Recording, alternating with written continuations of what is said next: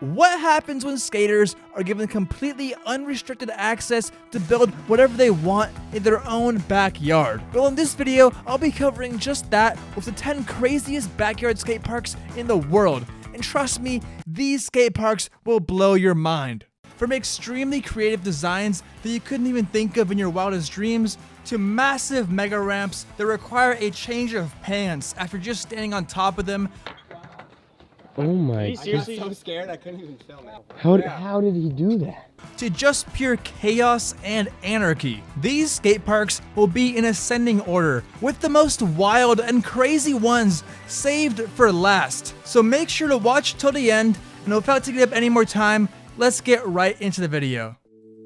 Up first is the backyard skate park of the legend himself, Tony Hawk. Compared to some of the other skate parks that will be featured later in this video, his park is pretty mild. But in my opinion, the execution is what makes it so good. Its placement with the house makes it look natural, almost as if it's supposed to be a pool, and it also has a good variety of features, including a rail, a few gaps, and a wall ride. Obviously, this park is pretty nice and it would be a dream to have for anybody, but it dwindles in comparison to the massive half pipe he had back in the late 80s to early 90s. And of course, he still has his own private half pipe, but it's not in his backyard, so I'm not going to count it in this video. Up next is Manny Santiago's backyard. Manny Santiago is personally one of my favorite competition skaters. He doesn't win all that often, but he just carries a good attitude with him and you can always see him smiling.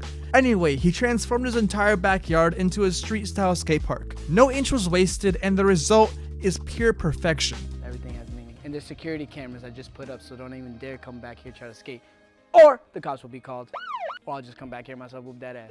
His park is a little bit of everything, with a quarter pipe, a hip, a mani pad, an A-frame that doubles as a bumped ledge, and best of all, a forced stair with 2 rails on each side that have the ability to be a hubba. It also has lights so you can skate at night, which is always a nice option to have. All of these factors and features combined make his skate park fun for all types of skaters. And if you have spent any time watching clips of skateboarding, you have probably seen a clip of his skate park at one point or another. Shane O'Neill. Shane O'Neill is perhaps one of the most iconic street skateboarders out there, and his backyard skate park has more features than most regular skate parks. Literally, name any street feature you can think of and you'll probably find it there. It honestly looks more like an SLS park than any kind of backyard. But yes, there is actually a house attached to it. The skate park has to be at least 10 times bigger than the house, but I mean, that's how it should be, right? The only thing I'm seeing here is good priorities. This is how every house should be. But all jokes aside, his backyard skate park is perhaps the highest quality park that we're gonna see on this list. It's just done perfectly. And you can clearly tell that it was built by professionals. Pedro Barros. For those unfamiliar with the name, Pedro Barros is a Brazilian skater who mostly skates transition. But not just any transition, big transition. And his backyard bowl goes to show it. You can see just how tiny he looks standing over it as a comparison. And while the bowl is all there is to the skate park, the sheer size and depth of it is impressive on its own. Kevin Kowalski. While on the topic of ripping massive bowls, as we all do, how can I not mention Kevin Kowalski's extremely creative transition park that he built in his backyard in Oregon. I just love how he builds it around the trees, making it look like a naturally flowing concrete river in the forest, even using some of the trees as obstacles. It also has lights installed for night skating, which is a really big plus and it makes it look really cool on camera. But the only concern that I have, being a Pacific Northwest local myself, is all the pine needles falling into the bowl. It's gotta be a pain to get all of them out once they pile up. But aside from that, the whole just construction and layout of the park is extremely creative and it looks like a very fun park to skate. Right about now is when we really start ramping up the craziness on these skate parks. Starting out with Trevor Jacob. Although recently he is best known for jumping out of his own airplane with a parachute and getting his pilot's license removed because you can't just jump out of your own airplane and let it crash. It's a pretty big no-no.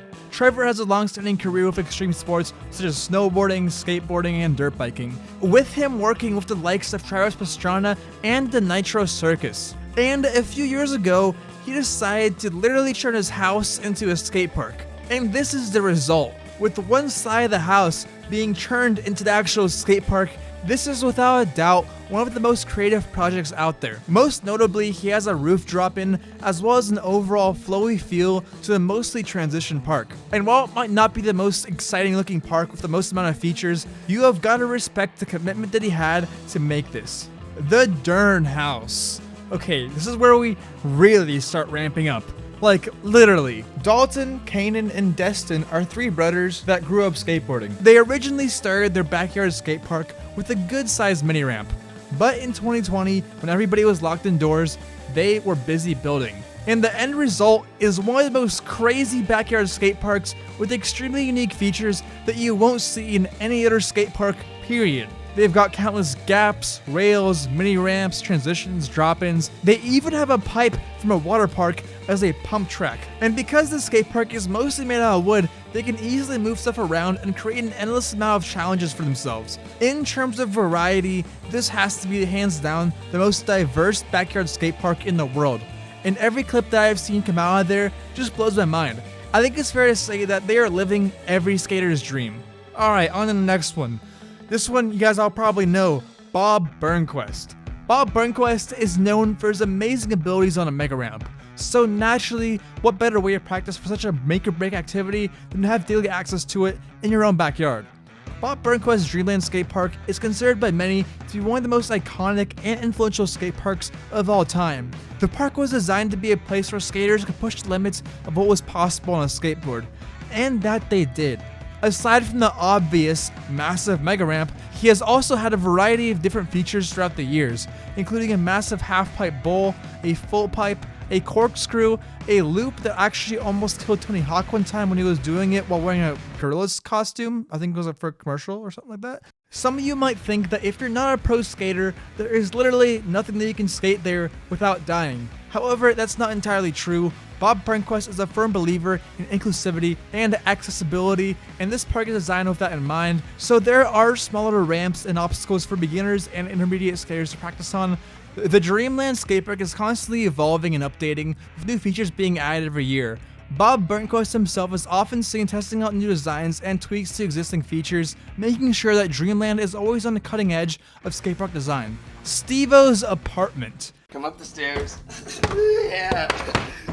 Yeah, dude. This is personally my favorite case of what happens when skaters go absolutely crazy. Steve-O, who most of you probably know from the popular MTV series, turned his once peaceful and ordinary Hollywood apartment into a skate park. And as you would expect, chaos and havoc ensued. The transformation process was intense and time-consuming. Steve-O and his friends spent countless hours building ramps and other obstacles within the confines of his small apartment, in the process tearing down multiple walls to make the park bigger. The result was a crammed and cluttered space that is barely recognizable as an apartment. Once the skatepark was complete, Steve-O began inviting friends and other skaters over to come and ride. The small space was quickly overwhelmed with the influx of people and their skateboards. He also had a metal band come over and set up their whole set, playing music as he skated, turning the whole apartment into a constant party that went on for days. The apartment quickly became a mess, with broken boards, cans of soda, and other debris littering the floor. The neighbors, who were obviously being disturbed by the constant noise and commotion, began to complain to their landlord and the police, leading to multiple visits from both parties. It was a little bit loud, so just tone it down. You guys are cool. So. Right on, man. Thank you, guys. I'll give sure. Hey, how about if I just film me? Be a gentleman. Steve-O was inevitably evicted from the apartment, and the legendary skate park had to be dismantled. But its legacy will live on in the footage that was captured of it forever. It's hard to imagine a skate park that is more insane than Steve-O's apartment, but there is one place that I think has the potential to take the crown. But before I cover what that is, I want to give an honorable mention to Trey Jones and his insanely creative backyard skate park. Yeah, technically it's more of a BMX park than a skate park, but people have skated it, and it's so creative that I just could not leave it out of this video. And because the owner, Trey Jones, is a BMX rider, it's entirely made up of weird transitions and a lot of unique features and just things that you don't see in any skate parks, let alone a backyard one. And anyway, on to the last skate park. And that would obviously be Skatopia. Never been there. They're nice people. We've always had a good business relationship Good with the business people relation who with come them, and what they do out there. Once you cross their property line, as long as nobody's getting hurt, I don't care what they do.